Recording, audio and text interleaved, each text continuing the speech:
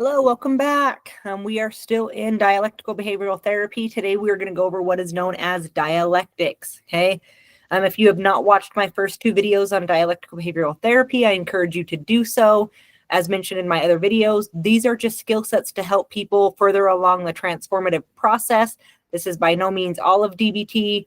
These are just kind of skill sets that I have kind of picked that I feel like help people the most throughout their journey of transformation. So today we're going to do dialectics. Dialectics is one that I see people have quite a bit of fun with.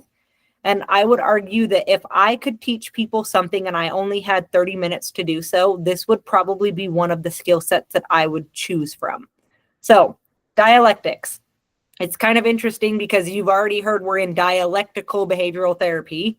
So dialectics, as you can tell from the name, is a very big piece of DBT. Okay, so dialectics kind of helps us get into more of an open-minded way of thinking. Okay, it helps people break away from all or nothing thought patterns. I would argue more so than the evidence skill that we did in the first module with cognitive behavioral therapy and Mr. Murderman. If you have not seen that video, please go watch that video, because I will argue that dialectics actually helps you break out of all or nothing thought patterns more so than evidence use does. Okay, dialectics teaches people to look at all sides of a situation, and it helps people accept differences of opinions, even if they are not opinions that are agreed upon. It also teaches us that there is no absolute truth. Okay, so that is what dialectics is. I like to call dialectics open-minded thinking. Okay, again on the screen, it says use your dialectics notes page to complete notes on this section. Again, this is only if you have purchased the workbook. I've mentioned this in a couple other videos. I do have a workbook for purchase that goes right hand in hand with these videos. It actually goes 1, 2, 3, 4, 5, 6, just with the videos. It goes right in order. This is for people that are looking for something a little bit more to go with this versus just doing notes on their own. They have more of a workbook that kind of helps keep them accountable and keep them on track, and just more of a refresher. This also is a workbook for people that are doing one-on-ones with me. So my ultimate goal was to kind of provide these videos so you weren't necessarily quote unquote paying for therapy skills, but my workbook is for purchase. You can purchase sessions with myself as well, but I really wanted to get the skill set information out there as freely as possible. So like mentioned in my other videos, when you see anything about a note space or a homework, please ignore that unless you do have the workbook.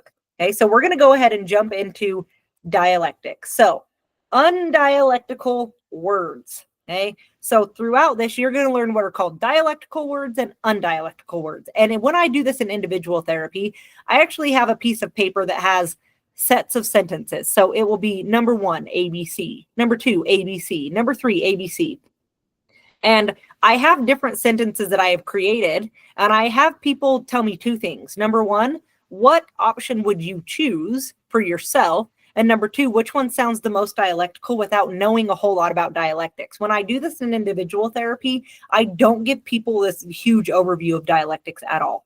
I say, we're going to do dialectics. Be prepared to pick a sentence that you feel like is the most dialectical without knowing anything about it. And then I kind of teach people as I go. I'm kind of going to do that a little bit here, but I'm going to kind of do it backwards. I'm going to give you guys a little bit of an education on dialectics, and then we'll do some of the sentences. Okay, so here we're just going to review undialectical words and kind of how they affect the CBT triangle. So now, yes, this is within DBT, but we're going to kind of use the CBT triangle. Remember, dialectical behavioral therapy was actually created from cognitive behavioral therapy. So there are a lot of similarities between the two. Okay, this is not a list of every undialectical word. This is just a list to get you started. So everyone, that word everyone is all or nothing. If you go back to cognitive behavioral therapy and we do the all or nothing thinking error, you already know that the emotions and the behaviors are not going to make a whole lot of sense. You already know that. Same with no one, hate, never, always, don't, perfect, forever, hopeless, all. Every single one of those is all or nothing. Okay, they do not work. All or nothings don't work. You learned that when you did thinking errors. If you have not watched my videos on cognitive behavioral therapy, including thinking errors and Mr. Murderman, please go do so, because this will be a little bit confusing if you have not.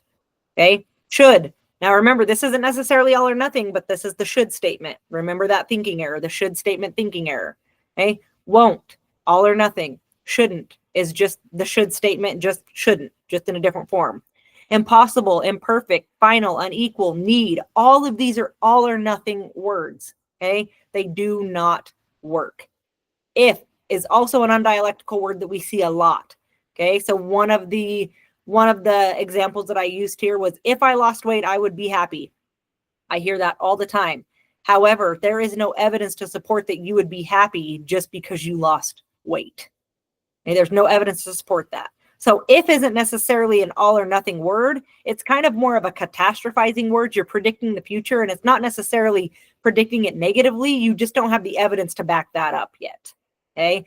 So you have a list of words, and I'm going a little bit fast because I feel like this is not what makes this skill hit home. I feel like when you do the sentences, that's what really makes this skill hit home.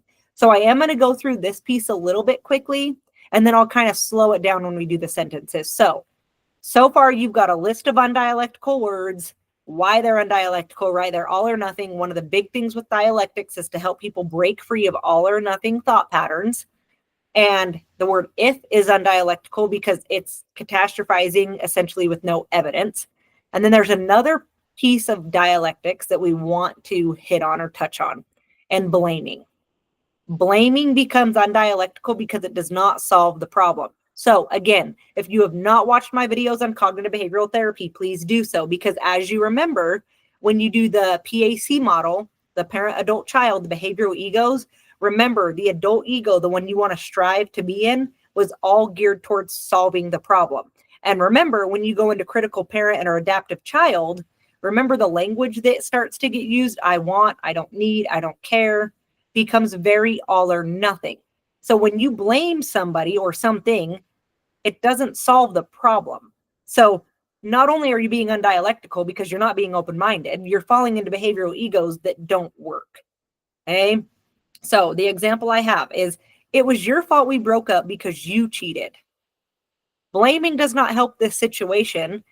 The two people that were involved in the relationship before the cheating are still the two people at the end of the day that have to deal with it, including the third person that was involved, right?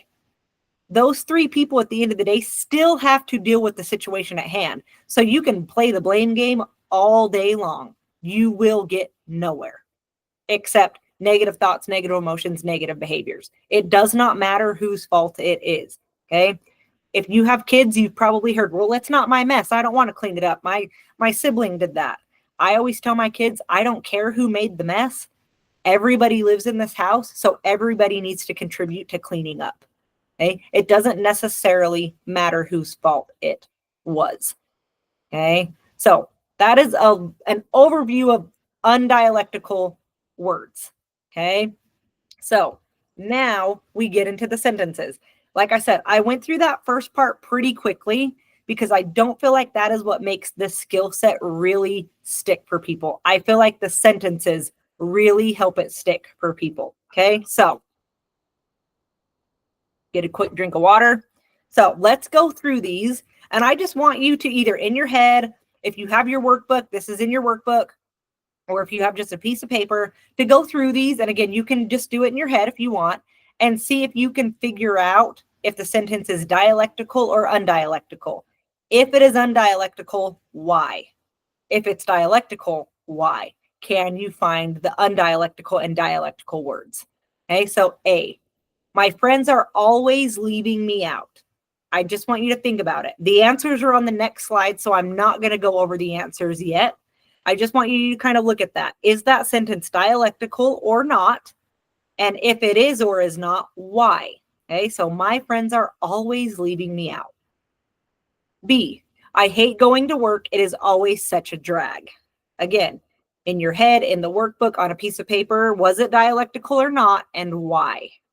Can you start to pick out the undialectical words? Okay. C, I never get time to myself. Okay, think about this one for a little bit. Things are hopeless. Oh, sorry, I got a little pop-up. Couldn't see it for a second. Okay, things are hopeless. I give up. This was D. Things are hopeless. I give up. Dialectical or not, and why? Hey, the next one. Life is so easy, I have no problems. Dialectical or not, and why? Next one. I am right and you are wrong. Dialectical or not, and why? The next one. School is hard for me and I'm going to keep working hard. Okay. The next one. People at work should listen to all of my ideas. Okay. Next one. Sometimes when I feel sad, having someone to talk to would be helpful. Okay. J, the next one. My mom has caused all of my problems I have in my life right now. Okay. Next one. If I lost weight, I would be happier. Hopefully you guys all get that one because we just went over that one a little bit ago. And the very last one, everyone hates me. This is one that I do with my teenagers all the time. Everyone hates me. Okay. So those are just your dialectical and undialectical sentences. Again, in your head, on a piece of paper, whatever it is. If you would like to go through those, if you want to pause here and see if you can figure them out, I encourage you to do so. If not, we're going to go ahead and move on to the answers and kind of give you a little bit more education. Okay. So that first one was undialectical because of the word always. Okay. Always was undialectical. It doesn't necessarily work. If you go back, my friends are always leaving me out. Okay. Always leaving me out. Are they leaving you out 24/7, 365? Because I can already tell you that answer is no. So they're not always leaving you out. There's a better way to say that. I do not want you to try and go in and reframe these yet. Okay. That will come later when we do reframing. This is just a skill set to get you to kind of break away from some of that all or nothing that might be happening. Also, when we go and reshape negative core beliefs, you're going to find that a lot of the core belief systems are actually undialectical, which is why I do this skill set in the first place. Okay. So A is undialectical. It doesn't work. Okay. The next one, it was undialectical because of the word hate. I'm going to kind of switch back and forth between the slides. Okay. I hate going to work. It is always such a drag. So not only the word hate, but that word always. Okay. I hate going to work. It is always such a drag. Okay. Well, hate is all or nothing. And always, every single time you go to work is such a drag. I could almost guarantee you that is because you're not doing what works. Huh, wink, wink. Remember that skill set, do what works. That's a big one. Okay. Your next one. I never get time to myself. It was undialectical because of the word never. So you're telling me 24/7, 365, there is never time for you. Again, that answer is no. And if you feel like you don't have time to yourself, something is not working. You are doing something that is not working for you. Hey, the next one. Things are hopeless. I give up. Hopeless, we've already identified as an all or nothing word. I give up. If you give up, that's nothing. Right? So I actually use that sentence in individual therapy. And I tell people, if you give up, is that all or is that nothing? And people say, well, it's nothing. And I say, well, then there's your answer. It's undialectical. Okay. Your next one. Life is so easy. I have no problems. Right. I use that one in individual therapy and people laugh and they automatically know that that one's not correct. Right. Because if life was so easy, you have no problems. That's not reality. Okay. Everyone in the world, and yes, I'm using an undialectical word because I have evidence to support that everyone in this world has some kind of problem. And at some point in their life, they could look back and say life was not easy at that point. And that point might be right now for some of you. So if someone is like, my life is so easy, I have no problems, undialectical. It does not work. Hey, I am right and you are wrong. Okay, I am right and you are wrong. This one is undialectical because you are labeling right and wrong. What evidence do you have to support that you're right and the other person's wrong, and vice versa? What evidence do you have to support that they're wrong and you're right? There is no evidence. Okay, so that one was undialectical. That one was actually a trick. That was a trick question. Okay, your next one. School is hard for me and I'm going to keep working hard. Let this one sink in. This one was actually dialectical. And there's one piece that makes it dialectical. Okay, and it was actually the and. School is hard for me and I'm going to keep working hard. So I tell people the and statement is essentially where you can talk your talk. You can say whatever you're going to say, whether it's rooted in error or not. and what are you going to do about it? The and statement we're actually going to do after dialectics before this video ends. So I'm not going to spend a whole lot of time on it, but and is a big part of dialectics. Remember, dialectics wants to break you out of the all or nothing. So it's one thing to say that school is hard for me, right? We're validating the fact that school is hard. And what are you going to do about it, right? Because you're not going to change the fact that school is hard. What are you going to do about it? This person, and I'm going to keep working hard. Okay, so we're going to do more of the and statement after dialectics before this video ends. Okay, so the next one. People at work should listen to all of my ideas. Should statement. Okay, it's a thinking error. It doesn't work.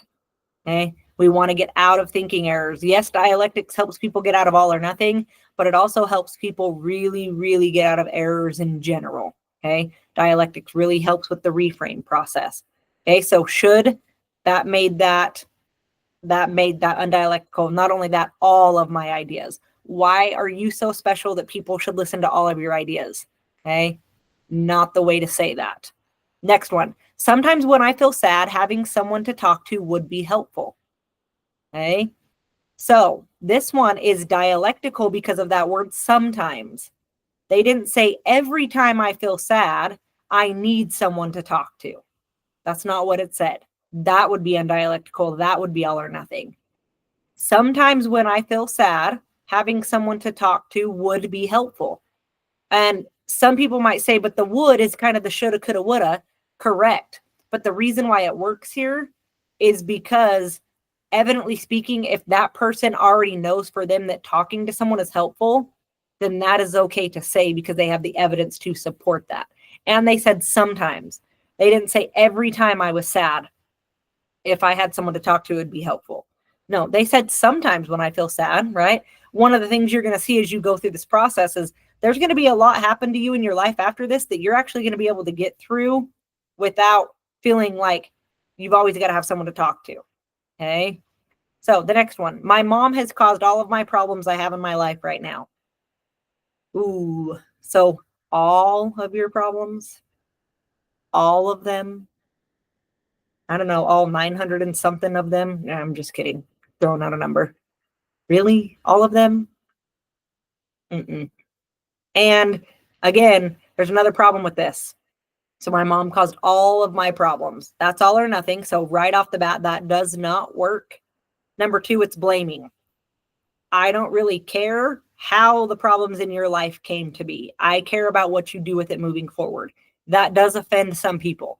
I tell people I don't necessarily care what's happened to people. I care what we do moving forward. And some people have taken that the complete wrong way when I have said that. I've even had people tell me I have no empathy and on and on and on, which that's their opinion. That's fine. But I want to know what you're going to do with it moving forward. So whoever or whatever has caused your problems, what are you going to do with it moving forward? That's going to be the and statement. But to say my mom has caused all of my problems in my life right now doesn't work. Okay. If I lost weight, I would be happier, right? We went over this one. If is undialectical. You do not have the evidence to support that you would be happier if you lost weight. Okay. Last one. Everyone hates me. This one is by far my favorite one to use. I use this whether you're a teenager or a grown adult. This is one of my favorite ones to use. So everyone hates me. I want to kind of show you how this affects the CBT triangle. I could go through every single one of these and show you how they affect the triangle.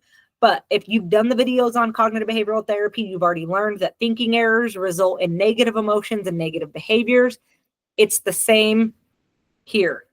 Okay. Every single one of these all or nothing words is going to cause a negative emotional and behavioral response. But we're going to do everyone hates me because it's very simple.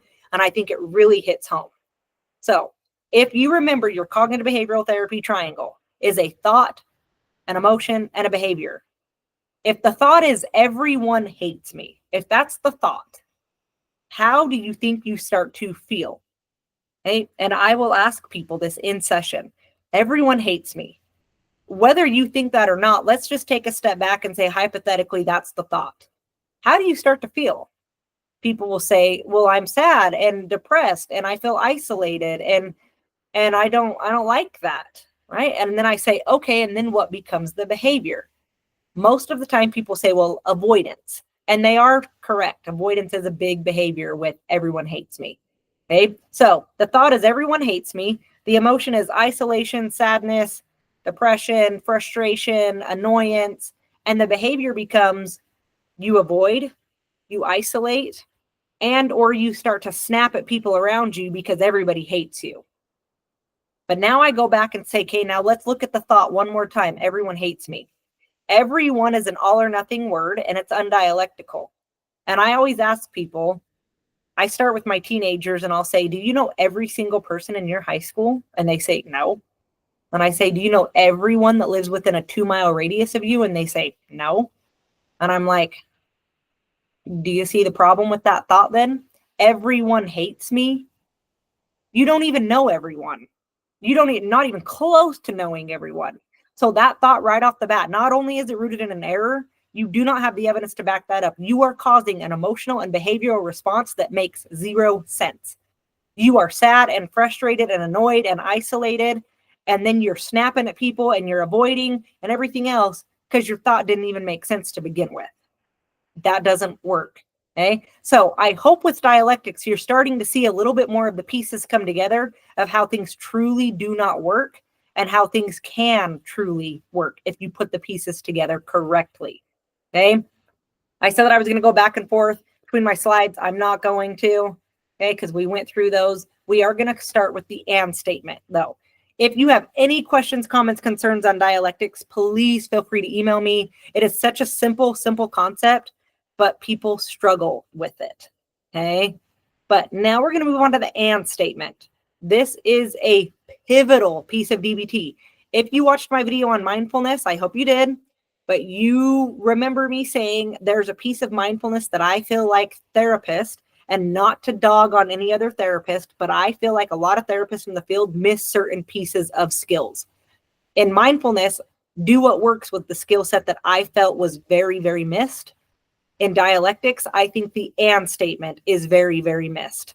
And not even in dialectics, in DBT as a whole, in cognitive behavioral therapy as a whole, I think the and statement is extremely overlooked. There is so much power in the and statement, and I feel like people just brush it off.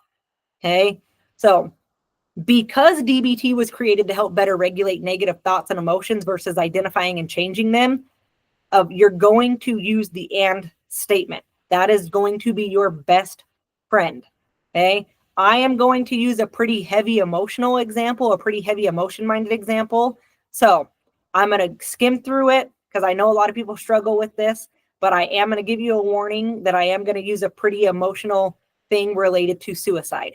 Okay. So if your thought is an all or nothing thought and it is, I want to live or I don't want to live anymore. Okay.